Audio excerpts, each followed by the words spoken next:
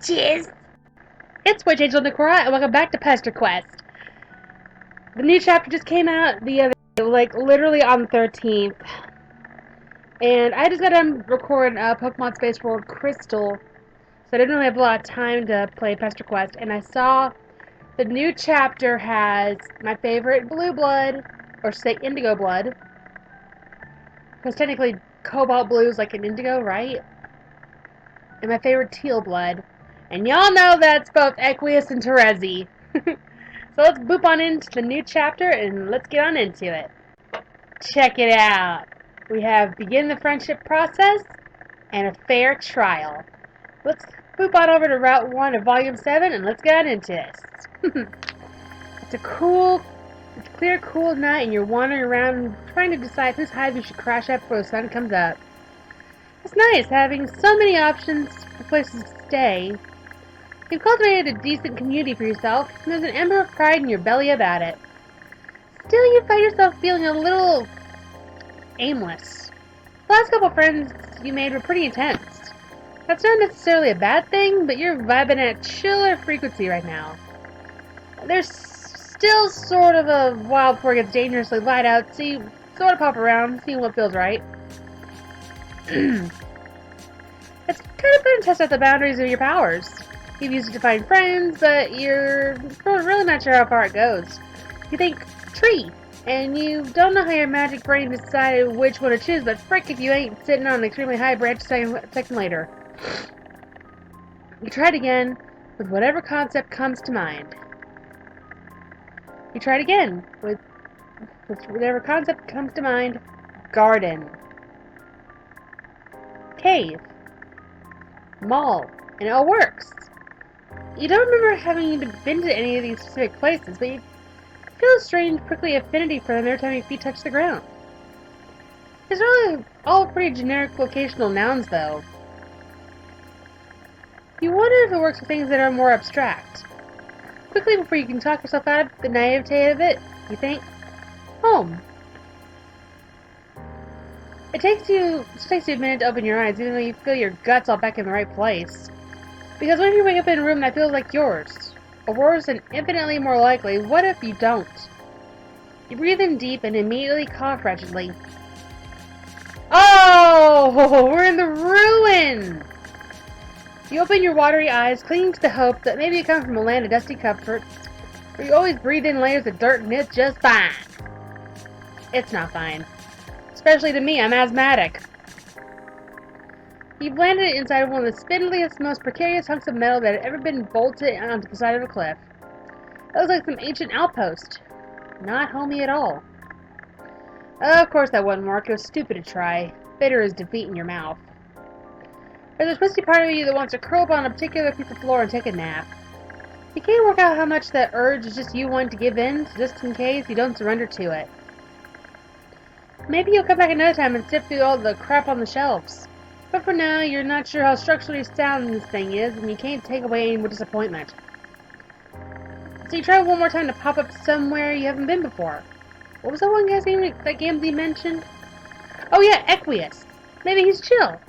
You think his name and zap it away, imagining yourself leaving an edgy, despondent swirl of dust in your wake. Yo, Equius! How's my favorite metalhead doing? Get it? Metalhead? Because he works with robots? I'm sorry. I had to make the pun, okay? I had to make the joke. But yeah, we see all the, like, broken pieces of robot over there and all the horse posters and thankfully the non-broken bow in the background. But, yo, his room looks sweet! I would love to chill with this guy if he wasn't so dang strong. Magical zap calibration maybe isn't as off as you thought, because you pop in on Equius as close as it is possible to get to the dude without landing directly on top of him. The unastonishing unchillness of the situation is imminently apparent. He's mid-jump, mid-yell, mid-sweat, and mid-swing of an outlandishly beefy arm down towards you. You freeze frame and like an anime protagonist analyzing their twists mid-battle, and you're drawn out a split second of an observational window. You realize he's not aiming at you, but in the direction of whatever noisy, whirring thing you happen to plop down in front of. Frick. As soon as he sees you, his eyebrows shoot up above his busted-ass sunglasses and his yell strangles itself into panic. His arm shudders as though he's trying and failing to alter its glorious faceward trajectory. You really don't want to get your face punched up off your head, so you scream and zap just outside the high-arched door at the far end of the room. Oh, nice statues here, buddy. I swear this guy would watch My Little Pony in a heartbeat. He hears a deep, meaty thunk, followed by a groan, then a sharp metallic crunch. The roaring stops. Oh my god. Is he dead? Is the other thing dead? Should you go check on him? He skated away from the door and then back to it, unsure what to do. Was that? No, it can't have been. Hello?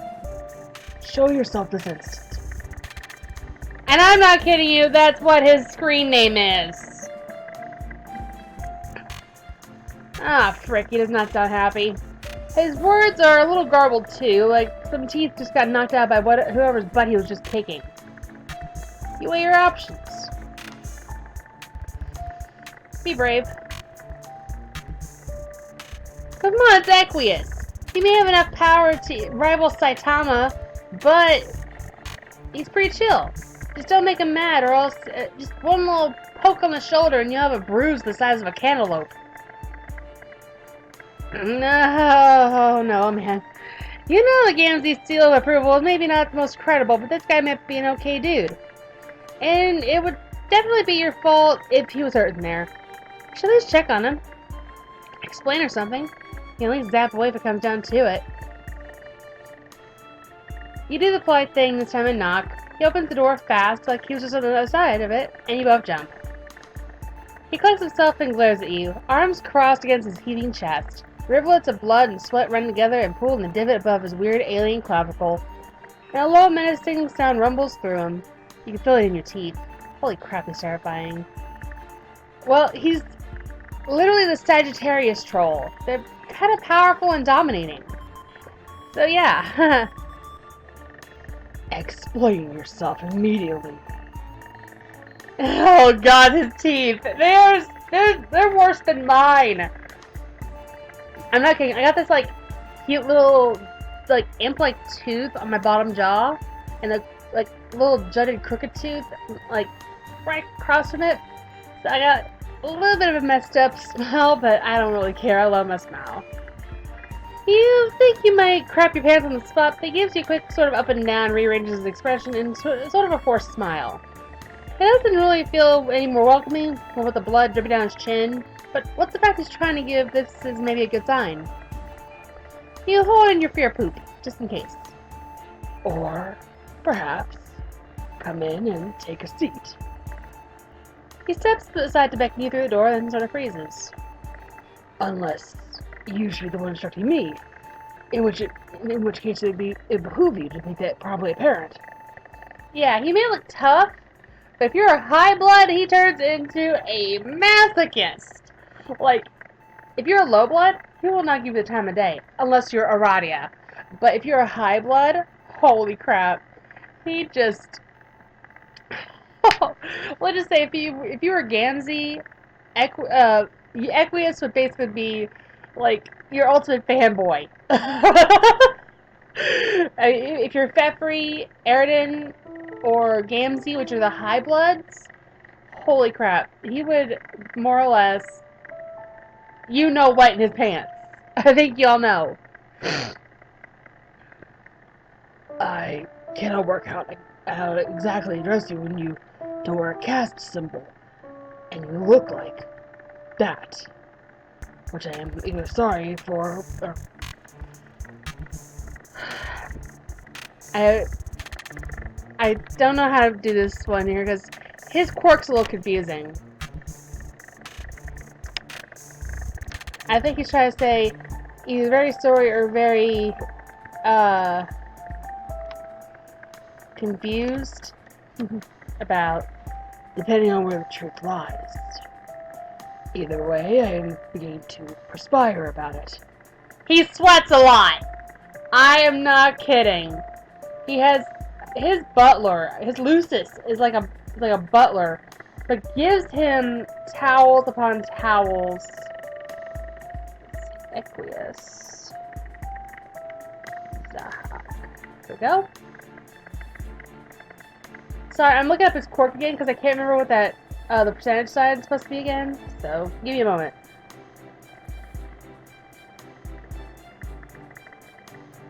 Okay, it's supposed to be an X, and he uses horse and cow puns. Got it. Okay, so he's supposed to be cross about it. Sometimes I gotta look up the quirk again because it's been a while since I've read Homestuck, and then even though Homestuck 2 is now out, I still have to go look back up some quirks if I'm hard to translate it. So, out with it right now. Man, he's really struggling. The anger he felt radiating off him is still there, but it doesn't seem to be all of what's driving him. It's like there are two competing forces inside him. One that wants to yell at you, and another one that wants to get yelled at by you. You might conceptualize those forces as fierce animals, warring in a glorious and unwavering balance. Horses, perhaps? Anyway, you'll workshop that metaphor later. You tell him that you know you look weird, but you promise you're cool. You know a friend of his.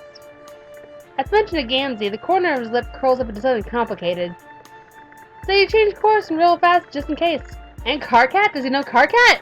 What a guy. He eyes you warily. Or you think he probably does. With his eyes hidden behind his shades, you can't be sure, but he's being very still. Sweat and blood are still just frickin' running down his face. And he's not even acknowledging it. You laugh nervously. As I said, if it's a high blood, like Gamzee, hey, you're cool. If it's a low blood, unless you're Aradia, you're not even in his book of people to talk to. You both continue to stand there, waiting for the other to make a move. It'd be super helpful if someone was assertive around here! That's his Lucis. Yeah, I know he looks like a English gentleman centaur. But he's pretty cool. But just be careful. Equius is so strong that even just a very gentle, light boop can cause a bruise the size of a gigantic pumpkin. Luckily, some kind of cow centaur man, his Lucis, you assume, breaks the awkward doorway stalemate by silently trotting up and handing Equius a desperately needed towel. He then offers you both some frosty glasses of milk. That's another thing with Equius. He drinks milk constantly. Like, fresh milk. I think it's to help keep his bones strong and to help regrow his teeth. But if you notice his right horn is broken, yeah, he accidentally broke that off somehow. But it won't grow back.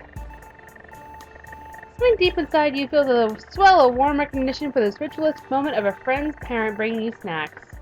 So you down that thick stuff in one go. Ulysses' mustache flutters in appreciation, and after a nod between him and Equius, he leaves as quietly as he came. I see you're an aficionado of the sweetest of nectars. Yeah. Give him water? Eh. Give him juice? Eh. Milk? Oh, yeah. This speaks to the likelihood of your nobility, which is reassuring. I may be able to overlook the circumstances of our meeting then. If you can provide strong evidence, of course. Tell me, are you also a hoof beast art enthusiast? Translation. Do you enjoy muscle beasts? In other words, the anthropomorphic horses behind you. I do watch My Little Pony on occasion, and I do enjoy the anthropomorphic artworks of certain people I follow on Twitter. He beckons you inside the room, and as you follow, you tell him you're probably really not sure what that means, but probably you are a fan of a lot of... Oh. By the way, Equius, tell me where I can get your gaming chair, dude. I would love to get one of those. That looks sweet. We kind of get it in purple and black, or maybe like crimson and black. One of those two. Not that I don't mind the blue. I mean, I love the blue. Just, I prefer my vibe colors, you know? Wow, okay, so that's what that means. Cool, yeah, you know, whatever. You feel like you learn once that anything can be art if it feels right, so art can be definitely this well, muscled horsemen on the walls of this here living space? Equius rumbles in agreement and gestures towards a chair, as well as cool red and black gamer-themed chairs with embedded speakers. There's a lot of that kind of decorating motif in here, which is little at odds with the high ceilings and engraved doorways and general blue-blood old money architecture. Oh yeah, and there are a lot of broken bows and robot parts all over the gosh dang frickin' place. Not neat little stacks are connected to other robot parts or to create whole robots. It's an absolute wasteland of obliterated robo corpses. Like they all were torn limb from limb and then scooted off towards the wall. A fair few of them were splattered in blood, too, dried. It almost looks black, but the fresh stuff on the fist in one of the pieces at your feet is bright indigo. On the one hand, it is absolutely a relief to see that it's all metal and not fleshy body parts scattering the floor, but it's still, not fricked up looking.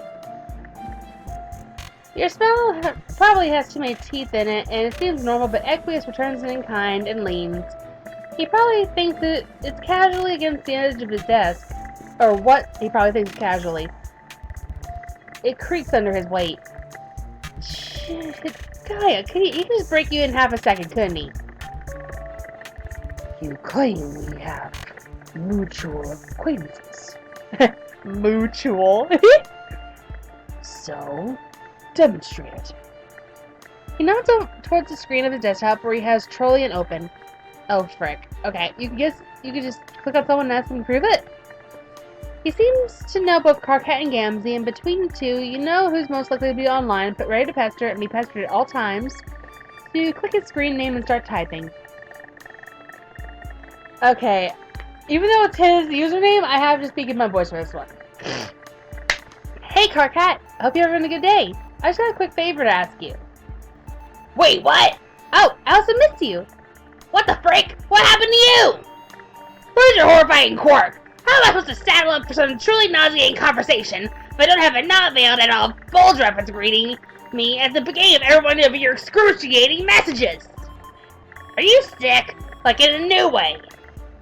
Oh, right. Oh, God. So you're logged in at Equius. Your full butt just started typing like you had your own account for some reason. You blame it on the nerves and get to clarifying. Oh, haha, sorry, this is your new friend. After dropping you off yesterday, I wandered around for a while, and now I'm hanging out with Equius. I'm using his computer. Oh. My push almost freaking gave up on the spot. I don't think he trusts me. Can you vouch for me? Hold on. Just leave basket the concept of the two of you hanging out. This is a mental masterpiece. A tableau of awkward freaking splendor. I legitimately do not know what even short-circuiting must be happening in his brain to try and make sense of you. Please don't tell me a single frickin' thing about it later. Okay, I'm done now. Is he watching? Equius leans over your shoulder and tucks his hair behind his ear so it doesn't get in the way of his typing. It is a bow and arrow. Any resemblance otherwise is only a pleasant coincidence. And yes, I am watching. Okay, whatever.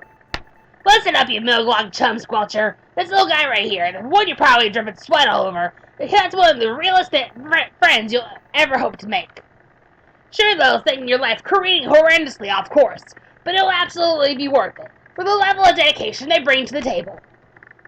Don't even bother with the blood-colored horse crap with this one, since they're the only one of their species. Just roll with it for once in your wretched life. Don't frick this one up, Zahak. They're an abomination, and they wouldn't know what a boundary was if it took a precedence in their grease chute. But you two have these things in common, so in this case, that's a good thing.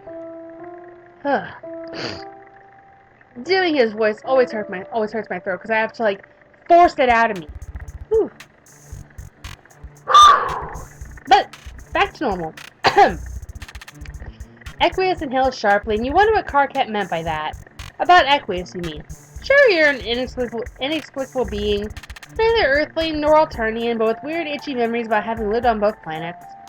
But doesn't seem out of the normal range of fricked up, considering troll standards. Hold on. I need to get a drink.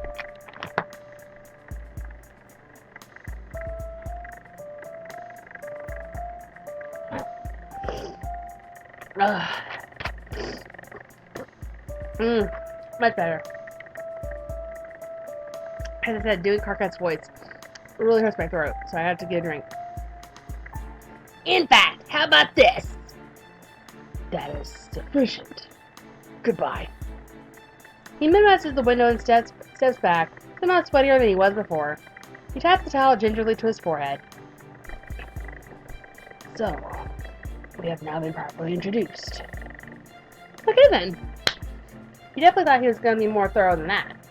He does seem a little shaken up, so maybe you should just be thankful the conversation got cut short before you could really dig too deep into your lore and get judgmental about it. I do not know the standard method of communication with your species. We're talking, ain't we? You will take the lead here, and it will surely become clear how I should proceed. Yes, that sounds extremely feasible. You will now begin the friendship process. I command it. Okay, sure, you got this. How exactly do you got this? I honestly have no idea. Show off your cool powers, I guess. Great! You can do that. Making friendship happen is like the one skill you actually have. From what you recall, you have a 100% success rate at it, too, so this budding rapport is safe in your hands. Excellent. Whew! You really weren't sure he'd be down for this. It really seemed like he might be coming to kill you when you heard him stomping towards the door earlier. Kill you? I would never. He cuts himself off as though he didn't intend to admit he didn't have it in him to murder you, and he clears his throat. At first, I thought you might be Arthur, my Lucis. It's ridiculous looking back, although you do share a sort of globular-painted resemblance. How did you come to entangle yourself in my brawl, only to immediately escape? Are you abnormally fast? I admit that particular method being strong had not occurred to me, but I am intrigued. I, too, would like to test the limits of physical capability. Oh no! You can just zap places, but it's a kind of strength, maybe, if you wanted to find a superpower that way. You show off a bit, since you know Equius likes demonstrations. You tell him about all you have to do is think of the place or person you want to visit and pop! You pop to the top of a pile of robot parts, then back to in front of him on the floor. Like that! Except anywhere. I see. That is exceptional. He just sort of starts quaking gently where he stands. He rubs his neck with his towel, but he's not really even sweating any more than he had been already. It's as though, in his excitement, he forgot to sweat and just dabbed by force of habit. Is that a thing? Why are you even noticing this crap? I don't know. Is it possible to bring along a pillion rider? What? Like grab a buddy with you? In answer, you extend an elbow to him for him to grab. His whole body is vibrating by this point. He reaches his whole hand out, but stops before he touches you, like you might shock him. It's okay. It won't hurt, you say. His fingers twitch. Just above your elbow, and his mouth purses in distress.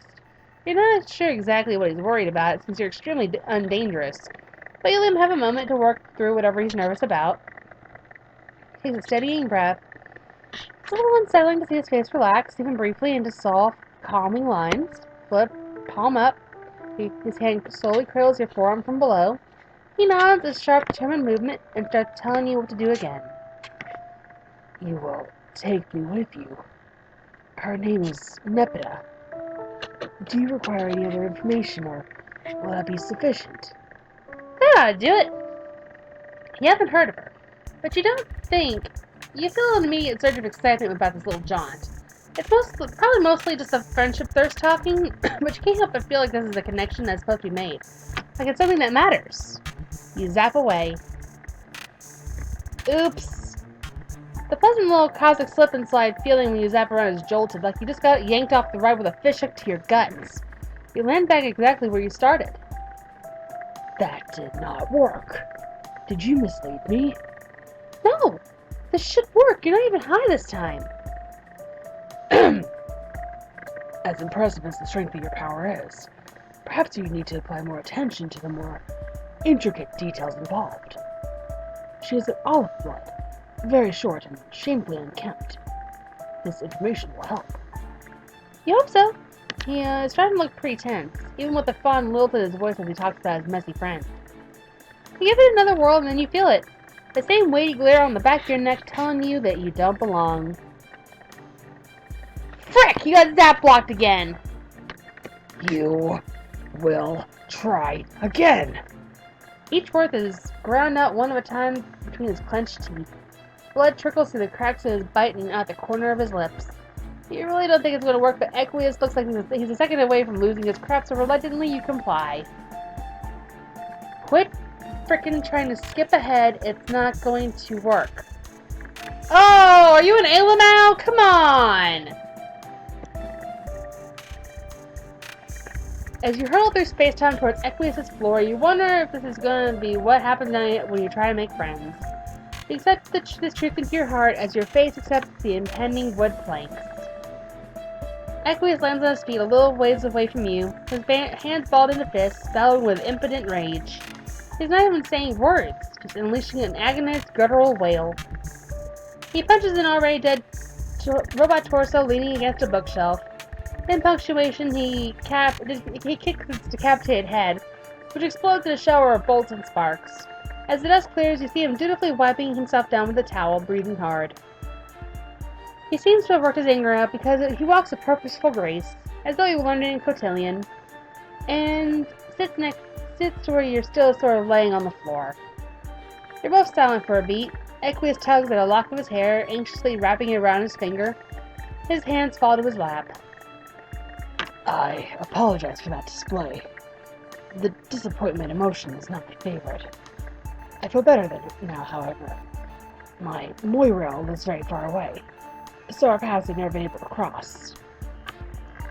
Whatever forces blocking us seems to wield significant narrative power, so I will respect its whims as above mine status. For now. You know what happens. You're no stranger to the ups and downs of friendship. The trick is to know when to keep trying and when to fall back, no matter how futile it feels or how alone you are. I like that. Your morale is impressive, considering your circumstances. That's probably mostly a compliment. You're not really sure. Your circumstances definitely feel like they could be worse. You are very sure of yourself. How do you manage this when you are the only one of your kind?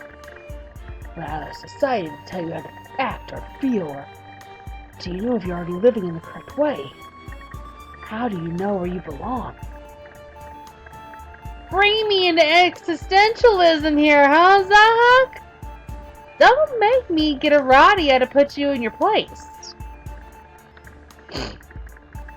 Or if you belong. Frickin' ouch! The desire to belong is a yawning wound in your guts. One that never seems to heal. You try not to let this rip too many stitches out of it. You never feel totally secure, you say. There's always fear, always doubt, always pain. But when you find people in unlikely places, make community when and where you can.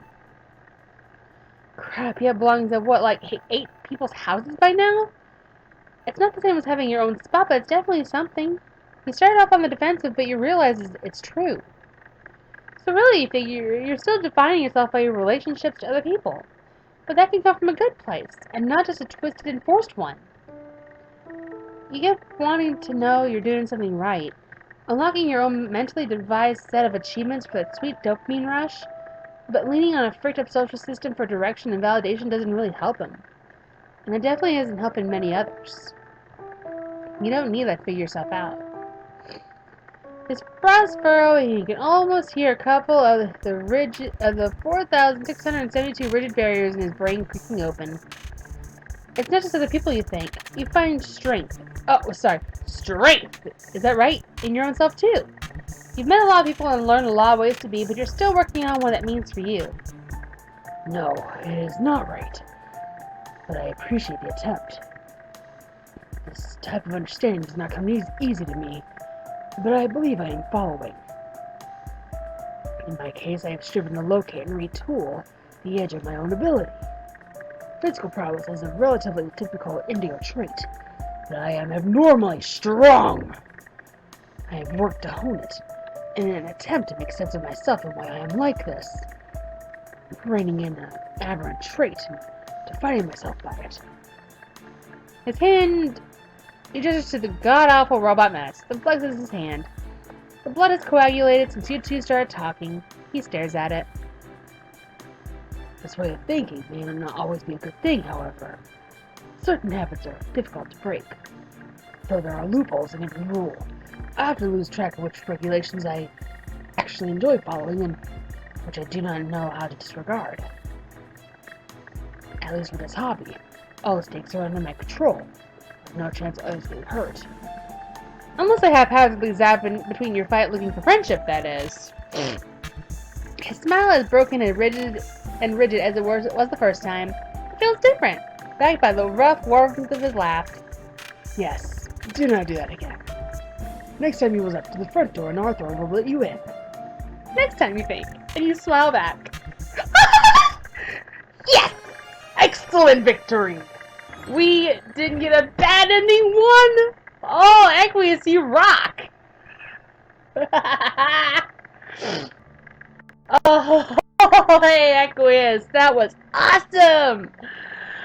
Oh, I haven't felt this good since this afternoon when I re-dyed my hair back to black. I mean, my brown roots are starting to show. I had to get the blue black out this time. Give myself a little touch-up. Oh. Well, I haven't felt this good in a while. But if you noticed, Equius does not swear, because he does not like lewd language. And I'm upset we didn't get to see Nepeta. I love Nepeta. She's so sweet. Little olive blood girl. Well, anyway, that was Equius' route. Next one, we're going to do Terezi. And we all know what Terezi does. I mean, she licks and sniffs anything just to, see what it is because she's blind. And she licks to get the taste of the color she's talking to. And she sniffs to pick up scents. Because, she's blind, she has to figure out how to get around. Like, let's say if she were to lick the yellow rose pillow that's next to me, she would say it would taste like butterscotch pudding. Or if she were to lick septic sand here in my hand, she'd say it tastes like green apples. So yeah, that's a little taste of Terezi for you, but I'm just glad we got through Equius' route without an error. Oh, I feel happy. So yeah, next episode we're going to take on Terezi's route, and hopefully we do not get the guilty verdict. So I'm y'all out of here. Y'all know what to do. Hit that like button with a big old bibbity bobbity boop. And I'll see you on the next one. Mwah! Stay magical, my friends. I gotta go for a glass of milk right now. Also, life tip, never drink milk after you drink orange soda, because when you burp, it just tastes horrible.